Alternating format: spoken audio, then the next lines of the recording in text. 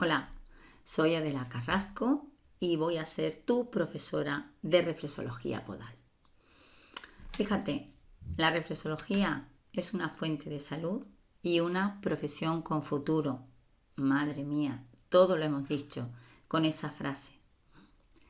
Es una fuente de salud porque de ahora en adelante habrá un antes y un después de este curso.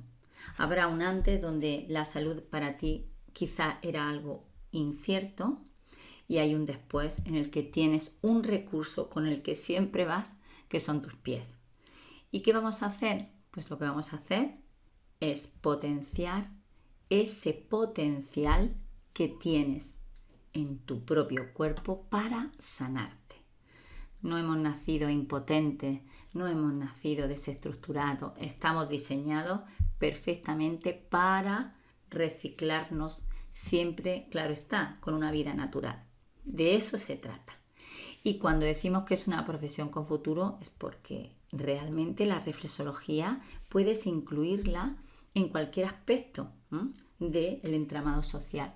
Puedes utilizarla en niños, en ancianos, en sanos, en enfermos. Puedes utilizarla como complemento. Puedes utilizarla solamente en un masaje. Es decir, que es muy versátil. Ya veremos también las posibilidades. Puedes incluirla en servicios de gimnasio, en centros de estética, en centros de día, en asilos, para personas con capacidades disminuidas. Hay múltiples proyectos donde está de protagonista la reflexología. Por eso vamos a empezar con este fantástico y maravilloso curso de reflexología podal.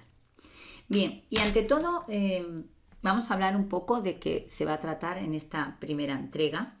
Vamos a ver la definición de reflexología, vamos a ver la historia de la reflexología, veremos también las diferentes escuelas, la resonancia internacional y finalmente la articulación con la medicina convencional.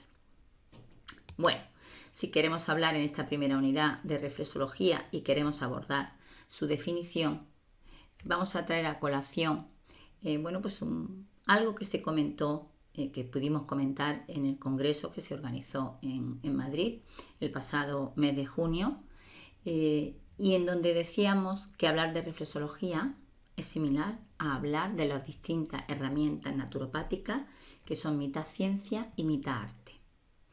Sí, es una reflexión muy bonita. Y no debemos avergonzarnos de que la reflexología, al igual que otras técnicas de la naturopatía, se puedan ver como arte, porque el arte es sanador y el arte es eminentemente humano. Como ciencia decíamos que hay un para qué de la reflexología, un cómo, un cuándo y un dónde. Partimos de la base de que no hay nada inútil en nuestra naturaleza. Se pensaba que el apéndice había caído en desuso, que ya no tenía funcionalidad en nuestro cuerpo, y poco después se descubrió que realmente había una cantidad de bacterias protectoras que en el momento de la digestión pues salían de ese apéndice y ayudaban, ¿no?, a metabolizar determinados alimentos. Aquí afirmamos que todo lo más no llega a nuestro entendimiento a comprenderlo. Pues sí, hay muchos asteroides ahora mismo que no somos capaces de captarlos, e incluso planetas o estrellas con nuestro telescopio. Pero el que nosotros no hayamos llegado a su localización no quiere decir que no existan. Pues eso ocurre con la reflexología como con tantas cosas. Hay que enfrentarse con humildad al conocimiento para saber que el tiempo irá poniendo cada técnica en su lugar. Pero si funciona, si ahora mismo funciona, debemos aprenderla y aplicarla. Y quizá pondremos más hincapié cuando descubramos al 100% cómo funciona en esas bases científicas. Aunque recuerda que aquí vamos a hablar de las bases científicas de la reflexología, de las posibles bases científicas. También añadíamos en esa conferencia que como arte entramos en el ámbito de la subjetividad. El sujeto pone de su parte, está proyectando su interioridad. Por eso es muy importante para nosotros que somos reflexólogos o naturópatas o terapeutas el estar sanos sobre todo por dentro, ¿no? Porque en nuestra intencionalidad hay mucho ya, ¿no? Y estamos volcando mucho en esa intencionalidad nuestra. Y bueno, pues decíamos que, bueno, pues que siempre se añade algo de sí mismo, y igual que un pintor en el cuadro está incluyendo parte de su subjetividad. La creatividad que cada uno aporta es lo que garantiza el avance de nuestras técnicas o estrategias de salud. Claro, la creatividad es la que nos hace avanzar. Si no, estaríamos continuamente repitiendo como loros lo que otros han descubierto. No, siempre nos apoyamos en lo que otros han descubierto para ir mejorando día a día, paso a paso, lo ya establecido, ¿verdad? Seguimos y decimos, esto es muy importante, la reflexología es un descubrimiento, no es un invento. Es que tenemos que saber distinguir. Tú descubres, como decíamos en nuestro manual y como decíamos en nuestra conferencia, descubres la circulación pulmonar, pero antes de que tú la descubrieras ya existía. O sea, el hombre no es la medida de todas las cosas, nuestro microscopio tampoco, nuestro telescopio tampoco. Las cosas son, se dan, están, y nosotros vamos poco a poco conquistándolas o conociéndolas, pero no depende de nosotros, su existencia no depende de nuestro conocimiento. Es muy importante saberlo. Y fijaos que decimos, aprovechamos nuestra morfología, nuestra anatomía y nuestra funcionalidad, nuestra fisiología, para reconducir la deriva de nuestro organismo y llevarlo hasta el equilibrio. Es decir, nosotros con la reflexología no estamos incluyendo nada extraño a nuestra corporalidad. Estamos contando con recursos preexistentes, pero los estamos explotando, los estamos aprovechando, ¿verdad? Y al final terminamos diciendo algo que es obvio. Nada hay inútil en nuestro organismo. Bien, según la Real Academia de la Lengua Española, reflexología se define como la técnica de los masajes aplicados en determinados puntos de los pies o de las manos con fines terapéuticos. A su vez vemos que se define como el estudio científico de los mapas que nos muestran las conexiones nerviosas en nuestro cuerpo. Y también nos la definen como esa ciencia que estudia los reflejos en nuestro sistema corporal, además de estudiar la relación de conexión entre una zona de nuestro cuerpo y otras. Todo eso es lo que podemos afirmar de la reflexología, lo que nos están contando. Y de todo lo que hemos leído destacamos los siguientes conceptos. Técnicas, o sea, la reflexología es una técnica que se basa en los masajes. Utilizamos pies y manos. Esos masajes son terapéuticos, pueden ser masajes lúdicos o relajantes, no, estos son terapéuticos. Se considera un estudio científico, utiliza los reflejos, que es una unidad orgánica que aprenderemos, y bueno, están hablando de conexiones nerviosas. Fíjate que el cerebro, ¿dónde está? Pues lo tenemos inserto en el cráneo y formando parte del encéfalo. Sin embargo, de ahora en adelante vas a entender que el cerebro también lo encuentras de alguna forma en la yema o la parte carnosa del dedo primero de ambos pies. Hablaríamos como de la embajada de un país que está en otro país, evidentemente, es territorio nacional. Lo que hagas en esa embajada estás haciéndolo en el territorio propiamente dicho. Es como el botón del mando a distancia. Nosotros con el televisor podemos bajar el volumen yendo al aparato. Bueno, ya no, ya los aparatos que hacen ni siquiera tienen esa opción, creo. Pero antiguamente sí era así, tenías que subir, levantarte y darle a la manecilla para subir el volumen o para bajarlo. Sin embargo, ahora tienes el mando a distancia donde tú vas apretando botones y se queda reflejada, esos comandos se quedan reflejados en el aparato. Pues vamos a entender que la reflexología hace algo parecido, ¿no? En los pies tenemos ese mando a distancia, tenemos esa embajada, que lo que se haga ahí repercute a distancia, en diferido, en un órgano diana o en un órgano comprometido. Bien, y decimos, ¿cómo podemos conseguir que ocurra eso con una maniobra tan simple como esta? Estaríamos llegando al cerebro propiamente dicho. Interesante, ¿verdad? Bueno, ahora se trata de demostrarlo. Y nos preguntamos, ¿cómo es esto posible? Bien, aquí hay que advertir que gracias a una característica natural que compartimos los seres humanos y los mamíferos superiores, es la facultad reflexológica. Es decir, no es ninguna prótesis que estamos poniendo a nuestra corporalidad, sino que nacemos con la reflexología, con esa facultad reflexológica de serie, ya la traemos. Pero claro, esta facultad con la que nacemos se ejecuta independientemente de nuestro conocimiento o voluntad cuando caminamos descalzos por terreno agreste, tal y como estamos programados genéticamente. O sea, nosotros hemos sobrevivido como especie y hemos sobrevivido como especie rodeados de un mundo o de un medio ambiente natural. Un medio ambiente natural y las especies que se han adaptado a ese medio han sido las que han sobrevivido. Ya sabéis lo que decía Darwin, ¿no? La especie que sobrevive no es ni la más fuerte ni tampoco es la más inteligente, sino la que mejor se adapta al medio. Eso significa que las características que tenemos, morfológicas y fisiológicas o funcionales, nos están ayudando para adaptarnos a este medio. Sin embargo, si hubiera una hecatombe y ahora se cubriera el planeta mínimo a 1 metro de agua, pues no todo el mundo sobreviviría. Habría millones y millones de personas que morirían.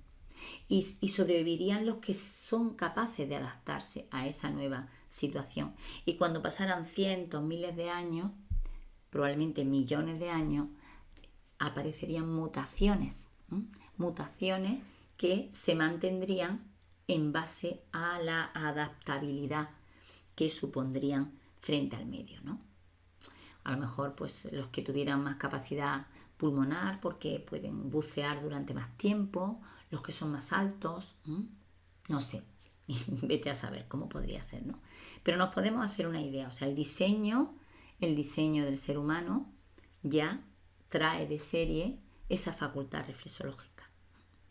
Bien, y avanzamos y decimos, los pavimentos artificiales y pulidos sobre los que actualmente caminamos, además del uso del calzado, impiden desde nuestra infancia la estimulación natural de esas zonas reflejas o puntos inteligentes. ¿Y qué es lo que consiguen? Bueno, pues atrofian su receptividad y de alguna manera se pierde esa sensibilidad. Es un ejemplo muy claro el decir que, bueno, yo tengo mi mano derecha perfectamente funcional, pero si ahora me la vendan y me la dejan vendada 6 meses, aunque está perfecta, cuando me quiten la venda, la verdad es que la voy a tener agarrotada, anquilosada, perderé masa muscular, elasticidad en mis tendones, etcétera, etcétera, etcétera. ¿Y qué precisará? Rehabilitación. ¿Para qué? Para recuperar la funcionalidad perdida. Pues eso es lo que nos ocurre a nosotros con el uso indiscriminado del calzado y el caminar por pavimento liso. Esa receptividad que tenemos en la planta de los pies se va perdiendo. Y se va perdiendo porque al no enfrentarnos a la rugosidad del medio natural, promocionamos el que se vayan quedando en la planta del pie pues los residuos que no se reabsorben por la circulación de retorno. Y bueno, seguro que tú has visto pies gorditos, pies como hinchaditos por la parte de la planta. Bueno, pues una persona puede estar todo lo obesa que quiera, pero realmente no es susceptible de engordar el pie, y menos por la planta. En todo caso, lo que le quedan son muchos residuos que no han sido previamente reabsorbidos por la circulación de retorno. De manera que, bueno, el peso de nuestro cuerpo frente a las irregularidades del terreno están proporcionando pues ese masaje, ahora lo veremos, que nosotros de una forma voluntaria y consciente queremos reproducir. Pero lo iremos viendo poco a poco. Bien, seguimos. Y ahora es cuando lo contamos. ¿Qué es lo que se activa al caminar por terreno agreste? Bueno, los puntos reflejos son unas terminaciones nerviosas presumiblemente localizadas entre la epidermis y los huesos del pie. ¿Y que se activan cuándo? ¿Cuándo se activan esas terminaciones nerviosas? Ante una presión concreta. ¿Y qué es lo que hacen? Envían señales eléctricas, envían impulsos nerviosos a través de la médula espinal. ¿Y a dónde llegan? A esos órganos diana o a esos órganos comprometidos. En definitiva, eso es lo que ocurre. No ocurre nada más extraño. Estas conexiones nerviosas, ¿cuándo se establecieron? ¿Cuando empezaste a masajear? No. Se establecieron en nuestro estado embrionario. Y sabemos que de la misma célula madre nacieron piel y sistema nervioso, entre otras estructuras. Fíjate, es muy importante que el cerebro y la piel estén estrechamente unidos y en contacto. Si el cerebro, que es el órgano rector, no tiene una información precisa de lo que ocurre en toda su periferia, pues a lo mejor nosotros estaríamos observando un horizonte maravilloso, una puesta de sol increíble, y nos está comiendo por detrás un depredador, y como no tenemos el sentido del tacto, pues el cerebro no se entera de que nos están comiendo. Entonces es muy importante que el cerebro, que el sistema nervioso esté en contacto con la piel. Pero además es muy curioso, porque cuando tenemos enfermedades o trastornos en la piel, ya sabéis que decimos que hay algún problema de tipo nervioso, ¿no? Hay algún problema de tipo nervioso. Fijaos qué curiosidad, ¿no? Bueno, estamos muy bien diseñados y no somos tan difíciles de entender y de comprender. Aquí podemos ver el recorrido del reflejo espinal. Bueno, pues en este caso no es un masaje, es un pinchazo. Pues con este pinchazo en la piel, ¿verdad? Los receptores nerviosos captan la señal, lo llevan por los nervios aferentes hasta las astas posteriores. Aquí en la médula, en el tramo de médula que le corresponde, se produce una sinapsis y le mandan a la neurona motora por el nervio, en este caso motor o eferente, ¿hasta cuál? Hasta el efector, que puede ser un músculo, una glándula, un trozo de piel, etcétera, etcétera. Así funcionamos. Esta es la comunicación nerviosa de la que hablamos. Y ahora vamos a meternos con un tema un poco más complicado o quizás más feo de entender. Y son las metámeras. Bueno, vemos que cada metámera controla una porción de músculo, que es su miotoma, una porción de articulación, que es su esclerotoma, una porción de víscera, que es su viscerotoma, una porción de piel, que es su dermatoma, etcétera, etcétera. ¿Qué hacen? Se envían y reciben señales eléctricas vía médula espinal.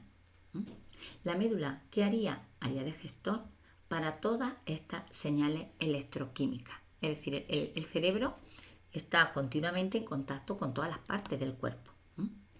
Y bueno, pues la médula, si el cerebro es el rey, pues la médula sería el gobernador. El gobernador que tiene poder para realizar determinadas actividades sin recibir el permiso del rey. ¿De acuerdo? Bueno, pues es algo parecido lo que ocurre con la médula en relación al cerebro. Por eso afirmaríamos que unos segmentos corporales con toda su estructura y órganos envían órdenes y reciben información a través de una raíz medular, un nervio raquídeo desde un segmento medular concreto, que sería su metámera. A ver, nosotros vamos a dividir la columna vertebral pues en las 7 vértebras cervicales, 12 vértebras torácicas, las 4 o 5 lumbares, sacro y coxis, ¿verdad? Bueno, cada vértebra está protegiendo un tramo de médula. La médula sería como el cable de alta tensión. Es decir, vamos a imaginar, por ejemplo, el cerebro sería la central eléctrica, el que produce la electricidad, pero hay que pasar esa electricidad a los diferentes barrios, ¿no? A las diferentes casas. Bueno, pues ese cable de alta tensión que va a repartir la electricidad vamos a entender que es la médula espinal. Y de cada vértebra sería como un sector, como un barrio concreto. Salen 4 nervios o se conectan 4 nervios. 2 aferentes en la parte posterior y 2 eferentes en la parte anterior. De manera que cada tramo de médula controla un territorio concreto. Ese tramo de médula es la metámera.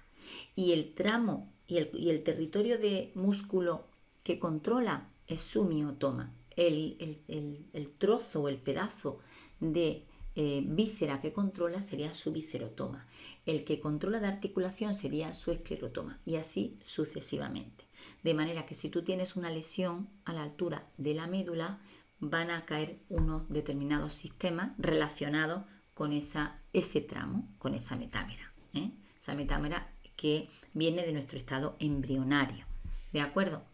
Bueno, esto es un poco descriptivo, no tiene mayor interés, solamente que sepamos cómo estamos conectados a nivel eléctrico, ¿verdad? Aquí vemos, bueno, un mapa aproximativo de los dermatomas, de los esclerotomas y de los miotomas. Curiosamente, vamos a ver aquí la C8, vemos una C8, y uno puede preguntarse, bueno, pero si realmente nosotros tenemos 7 vértebras cervicales, esa C8, ese tramo de piel, ese tramo de articulación o de músculo, ¿a qué vértebra o a qué tramo de médula está obedeciendo, ¿no? Bien, realmente nosotros en estado embrionario tenemos 8 vértebras cervicales que antes de nacer se funden y se convierte en la 7ª o vértebra prominente, ¿no? Pero las raíces espinales son de esa C8 que desapareció, ¿de acuerdo? ¿Y para qué ponemos estos 3 mapas? Bueno, vamos a darle una orientación terapéutica a esta explicación, ¿verdad? Cuando alguien te llegue a consulta, por ejemplo, con un dolor de hombro, no solamente vas a tocar la parte del hombro, la zona refleja del pie, que sería hombro. En este caso, a ver, aquí, si puedes verlo, esta sería la zona del hombro en el pie, ¿verdad? En el pie izquierdo. Bien, no solo masajearías ahí, que es donde tiene el dolor, donde tiene el problema, sino que buscarías el tramo de médula espinal que de alguna manera controla las funciones y el territorio de ese hombro. Entonces nos iríamos ¿a dónde? Aquí lo vas viendo, a las cervicales. Entonces yo a la persona también le masajearía en la zona refleja cervicales. ¿De acuerdo? Bien, muy interesante. Y ahora aquí vemos cuál es nuestra reproducción. Empezamos siendo 2 células, un espermatozoide y un óvulo. Y curiosamente, bueno, pues desde esas 2 primeras células ya estaba el prototipo tuyo y el prototipo mío. Es decir, en esas 2 células ya estaba todo escrito, cómo íbamos a ser. Hay una gran intercomunicación entre toda nuestra masa celular, todas nuestras células. No hacen cada una la guerra por su cuenta, sino que todo es colaborativo o colaborador. Por eso no podemos ver el cuerpo humano sesgado, no lo podemos ver pues como si estuviéramos en una carnicería, ¿no? Aquí está el lomo, la pechuga, el solomillo. No, realmente, bueno, nuestras emociones, lo que pensamos, todo nos influye a nivel celular, a nivel tejido y a nivel orgánico. Y por supuesto también nuestro sistema. Está todo relacionado y todo implicado, ¿verdad? Bien, seguimos. ¿Solo existe en nuestro pie esta conexión con el resto del cuerpo? No. Hay muchos sistemas reflejos. Tenemos, por ejemplo, la reflexología del rostro. Es un poco más complicada que la reflexología podal. Tenemos la reflexología de las manos, muy parecida a la reflexología podal. La reflexología zonal, en donde la mano se corresponde con el pie, la muñeca con el tobillo, el antebrazo con la pantorrilla, el codo con la rodilla. De manera que si tienes un problema en el codo, en la rodilla, pues te tocarías el codo correspondiente. Vemos, por ejemplo, la iridología, que no es un sistema entre comillas, terapéutico, no puedes intervenir, pero sí sirve para evaluar, donde se queda reflejado, bueno, desde el cuerpo humano y da información de cómo se encuentran determinados órganos, ¿verdad? Finalmente vemos que está la auriculopuntura, muy parecida a la reflexología, donde aquí en este caso se queda reflejado el cuerpo humano, ¿verdad? En el pabellón auditivo. Y bueno, no debe resultarnos tan repelente, ¿no? Pensar esto, porque realmente en el otro polo de nuestro cuerpo, que es el cerebro, la corteza cerebral, también queda reflejado todo nuestro cuerpo, ¿verdad? Y no queda reflejado con la misma morfología que tenemos, sino que está deformado, ¿verdad? Bien. Y nos metemos con el segundo capítulo, que sería la historia de la reflexología. Vamos a ver qué podemos decir de la historia de la reflexología. Bueno, lo primero, no hay consenso, pero no pasa nada, no hace falta que todos estemos de acuerdo para que algo funcione. Unos hablan del origen occidental, otros aportan pruebas gráficas de su origen oriental. Bueno, realmente no nos interesan las guerras intestinas entre reflexólogos, eso debemos evitarlo. Y a pesar de que aquí vas a aprender una corriente concreta, yo te animo a que jamás discutas, nunca discutas con otro reflexólogo, aunque tú estés convencido de lo que crees o estés convencida de lo que piensas, porque quien pierde la batalla en la reflexología no la gana nadie. Entonces nosotros tenemos que estar unidos para extenderlo, y todo lo que sea discutir nos va a perjudicar a todos. Aquí te decimos, lo mejor es aglutinar, nunca dividir. Por eso no discutiremos. Lo importante de verdad de la reflexología, de cualquier reflexología, son sus resultados. Eso es lo que a nosotros nos tiene que preocupar y es lo que nosotros estamos vendiendo en nuestras consultas, ¿no? Es el compromiso que nosotros tenemos con nuestros clientes o con nuestros pacientes. ¿Qué es el masaje reflexológico inconsciente? Bueno, pues el hombre, desde que caminó erguido, descalzo sobre terreno natural, ya sin saberlo, sin quererlo, se estaba automasajeando. Es como el cable del trolebús, ¿no? El que le va dando la energía de alguna manera, ¿no? Está preparado para que eso funcione sin tener que darle a ningún botón, sino con solamente la dinámica natural. ¿Y qué hay más natural que caminar por el campo, por la tierra, verdad? Pero claro, llegó un momento, esto también hay que compararlo, por ejemplo, con la circulación linfática, que ya iremos avanzando. La circulación sanguínea la mueve el corazón, pero la circulación linfática, la linfa, que es mucho más tenemos mucho más litros de linfa que de sangre, no hay ningún corazón que lo mueva. ¿Y cómo se mueve? ¿Cómo se va moviendo la linfa por nuestro cuerpo? Bueno, pues una de las técnicas corporales es justo el movimiento muscular, la contracción de nuestros músculos. Pues cuando tú caminas, no solo mejoras tu circulación sanguínea, sino que también con la contracción de la musculatura consigues que se vaya bombeando la linfa. Pues algo parecido ocurre con la reflexología. Y claro, el hombre caminaba y no sabía hasta que llegó la teorización. ¿Y cuándo llegó la teorización? Pues cuando el hombre descubrió, por ejemplo, ante un dolor de muelas, que se tocaba el dedo gordo del pie y notaba alivio. ¿Por qué? Porque ahí están las mandíbulas. Bueno, pues así mismo, cuando viera la mejoría y el alivio, no se iba a preguntar el por qué funciona, ni cómo funciona, ni cuál es la base científica, sino que seguiría dándose porque justamente es lo que le hacía notar alivio. Bueno, pues llegó la teorización. El hombre, una de las cosas que nos distinguen de los animales precisamente es que nos preguntamos los por qué y los cómo, los cuándo y los de qué manera de las cosas, ¿verdad? Y cuando ya empezó a explicar el cómo funcionaba, va a depender la explicación que dieran de la cultura en la que se descubre, ¿no? Y tenemos la cultura oriental. Bueno, pues aquí tenemos al dios Vishnu con la pastora, con ese romance con su pastora, donde le está masajeando el pie, porque el pie es la posesión de la persona, es como si tuvieras la persona.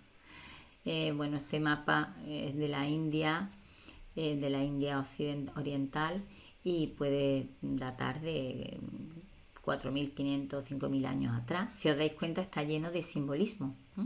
Un pescado, la luna, el sol, una estrella, una lanza, una espada, ¿verdad?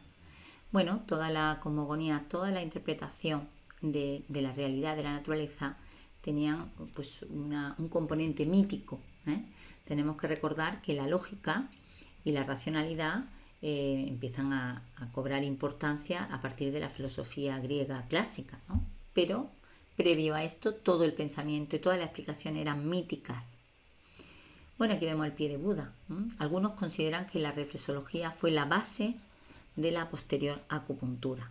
Aquí vemos el pie de Buda cargado pues una serie de personajes, ¿verdad? Pero no solamente en el Oriente encontramos la reflexología, también podemos encontrarla en el Mediterráneo, en la cuenca del Mediterráneo. Y aquí vamos a encontrar las ilustraciones más emocionantes, sobre todo para un reflexólogo, que están en la tumba de los médicos, en Saqqara, en Nammaor, y datan del 2330 antes de Cristo. Una litografía en la pared donde se ve que por el sistema social de la época este era el señor, este era el esclavo, ¿verdad? O el sirviente. Y aquí en el jeroglífico que nos ha llegado traducido, este individuo le dice: no me haga sufrir. Aquí vemos que le está tocando el pie, pero uno puede pensar, bueno, igual le está quitando pelusillas de los pies, ¿verdad? Pero cuando te quitan pelusillas de entre los dedos de los pies no te duele. Y el individuo afirma que no me haga sufrir, me está doliendo. A lo que contesta el practicante: ten paciencia y agradecerá mis acciones. Bueno, no hace falta que le llamen reflexología. Tenemos que recordar que en el antiguo Egipto ya se practicaban trepanaciones, es decir, se realizaban operaciones quirúrgicas de tumores cerebrales, y sabemos que, si no todos, muchos sobrevivían porque en las momias se han visto los cráneos con esos circulitos, es decir, que el hueso se soldó posteriormente a la operación, ¿verdad? Los egipcios eran muy, muy, muy avanzados. Bueno, no había televisión y pensaban, claro, cuando el ser humano piensa, pues la capacidad intelectual no ha cambiado mucho, ¿no? Y fijaros cómo no solamente conocían la reflexología o esta técnica podal, sino también vemos cómo conocían la reflexología de las manos. O sea, esto es muy antiguo, muy, muy, muy antiguo. Pero no solo vamos a hablar del lejano oriente y de la cuenca del Mediterráneo. Aquí tenemos a la América precolombina y se preguntan cómo se pudo poblar el continente americano, que estuvo durante toda la historia aislado del resto del planeta, ¿verdad? No se sabía que existía. Bueno, ya sabéis que fue Colón quien descubrió el continente, y hay una teoría en historia que dice que el ser humano subió por el Asia del Norte, por Europa del Norte, llegó al estrecho de Bering, que es un estrecho que hay que se congela en una época concreta del año, y el hombre pudo atravesar de un continente a otro para repoblar el continente americano. Dicen que los rasgos faciales de los aborígenes, ¿verdad?, de los autóctonos del continente americano se parecen muchísimo a los rasgos de los habitantes de Asia, ¿verdad? Entonces vemos, por ejemplo, esto es un retrato, un dibujo de toro sentado, pero si le quitamos las plumas, si le quitamos al kiki este y este de aquí, bueno, y las pinturas nos recuerda a un mongol o a un chino, ¿verdad? O sea, son lampiños, no tienen vello corporal, son muy erguidos, y el pelo lacio, negro. Es posible que fueran colonizados por los habitantes asiáticos, ¿no? Pero sea o no sea una importación de Asia o un descubrimiento autóctono, es decir, que los habitantes del continente americano lo descubrieran, de hecho es que la reflexología se conocía. Aquí podemos ver pues un vaso maya, donde se ve el chamán que entre cántico, potingue, plumerazo, pues también le está dando masaje en los pies. Y ahora, bueno, yo os invito a que miréis el rostro de este chamán y no me digáis que no parece chino. Tiene todo el aspecto, ¿verdad?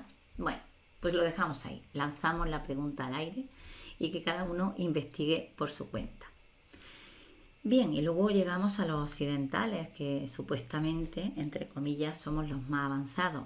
Nosotros tuvimos que esperar hasta 1913 que un médico otorrino laringólogo norteamericano, William Fitzgerald, escribiera un libro con un título muy largo, pero que brevemente se le titula como Terapia zonal.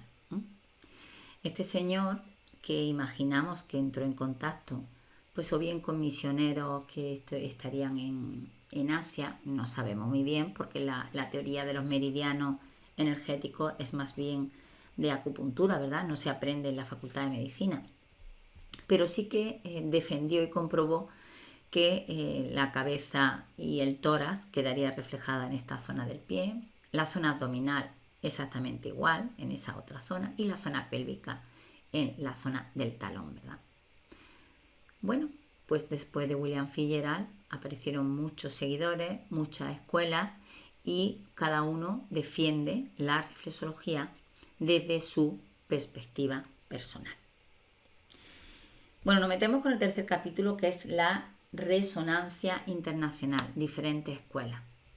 Bueno, el ser humano, sobre todo los occidentales, nunca nos ponemos de acuerdo, pero eso también enriquece la cultura. Vamos a ver las corrientes reflexológicas que tenemos en la actualidad.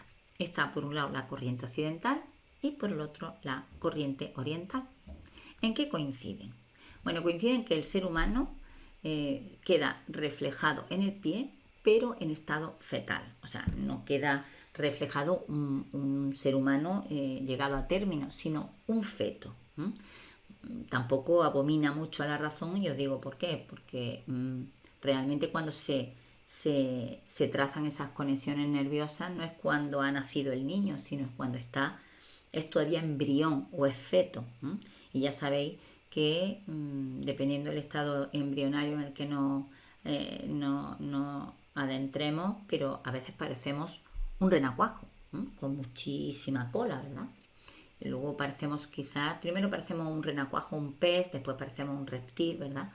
Y conforme vamos creciendo y desarrollándonos, el coxis parece que pierde protagonismo, ¿no? Y desaparece esa posible cola, ¿no?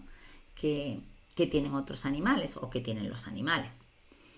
Así que quedan en común, pues eso, ¿no? El que ha quedado el ser humano reflejado en el pie en estado fetal. Pero, ¿cuáles son las discrepancias? Bastantes.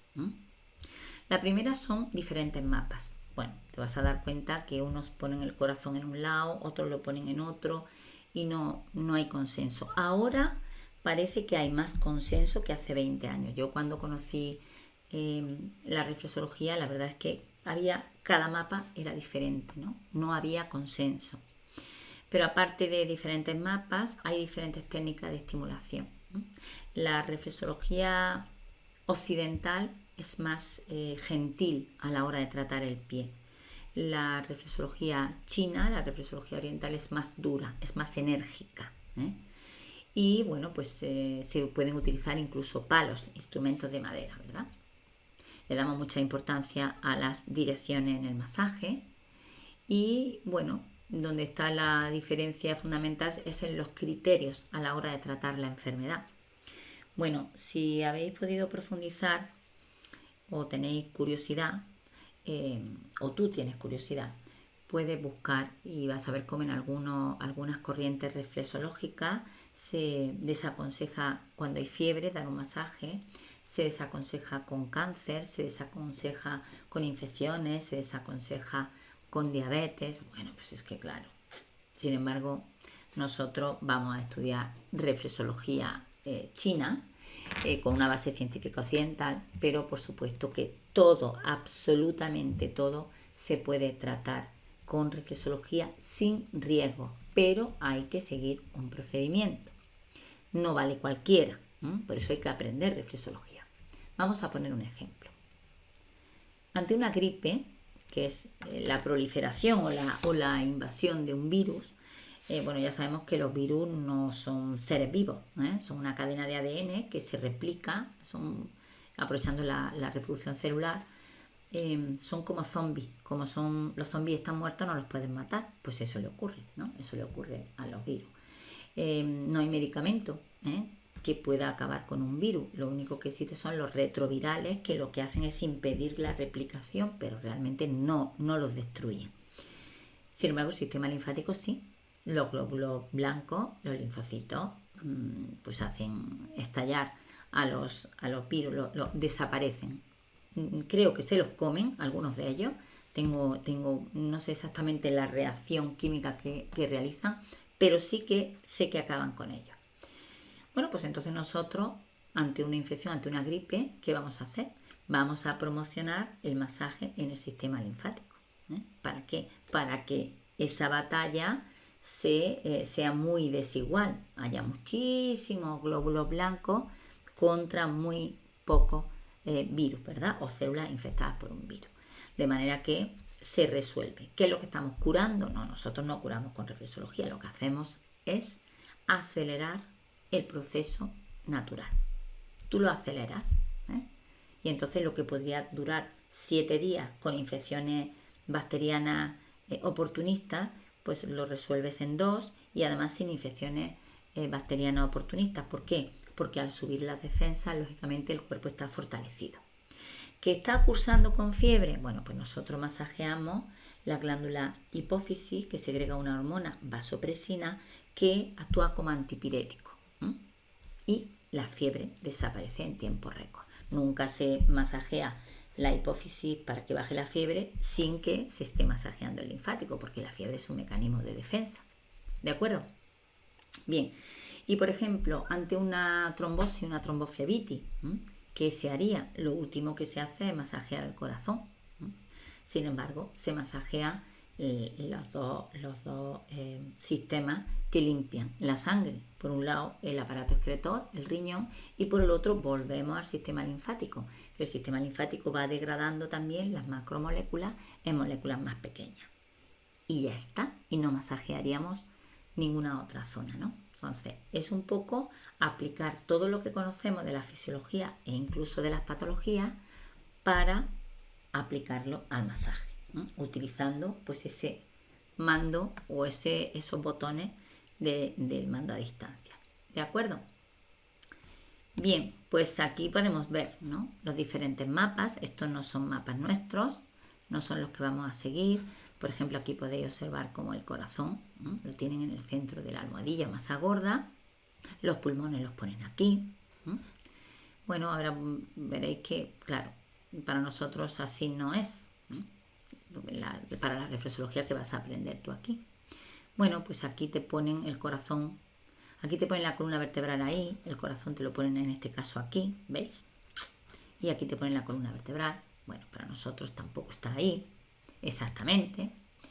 Aquí podemos ver también, ¿veis?, cómo cada uno lo va poniendo en un lugar diferente.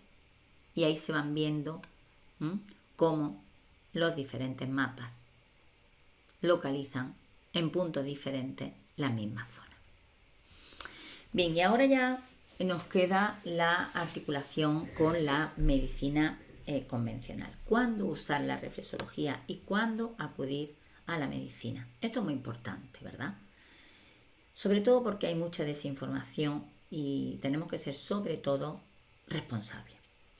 Fíjate que en ningún caso el masaje debe suplantar los controles médicos, los tratamientos habituales ni las consultas. Nosotros no somos una alternativa, somos un complemento. Que estamos por debajo, ni estamos por debajo ni estamos por encima, estamos en nuestro lugar. Nosotros mantenemos a la persona sana. Nosotros mantenemos a la persona sana y también resolvemos desequilibrio. Pero vamos a ver cuándo sí y cuándo no. Fijaos que nuestro método es un método de salud complementario. ¿Complementario a qué? A las indicaciones del facultativo. No son incompatibles. Ambas disciplinas son complementarias. Para comprender la importancia de la reflexología hay que analizar cómo funciona la medicina qué recursos utiliza y qué consigue o persigue la reflexología. Es fundamental. Sabiendo cada una a qué se dedica, podremos elegir cuándo una y cuándo otra. Así pues, vemos el contenido el cometido de la medicina. Pues la medicina centra su actividad en ¿qué? En el diagnóstico de enfermedades y su erradicación. Son los mejores para diagnosticar, los médicos.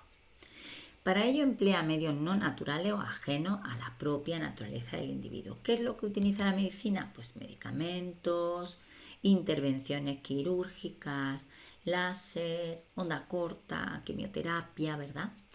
Y ya sabemos que solo actúa cuando existe la enfermedad, pero de momento no tiene capacidad para mantenernos sanos. Eso está clarísimo. Nosotros nos vacunamos, nos alimentamos bien y hacemos todas las indicaciones que nos dice el médico, pero seguimos enfermando, ¿verdad? Entonces ahí está, ahí empieza a fallar.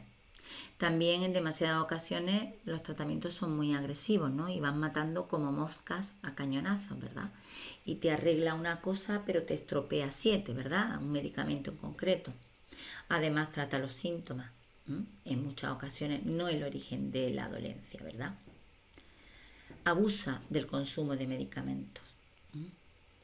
Y bueno, pues esos son sus puntos débiles, pero aquí queremos resaltar que nos salva la vida. Hay que reconocer que la medicina nos salva la vida. ¿Ok? Bien, pues esto es importante tenerlo en cuenta porque, bueno, es absurdo atacarla, porque sí, no. Debemos atacar la negatividad que tenga, pero poniéndola en el lugar que merece, ¿verdad? Que todos al final acabaremos en manos de los médicos.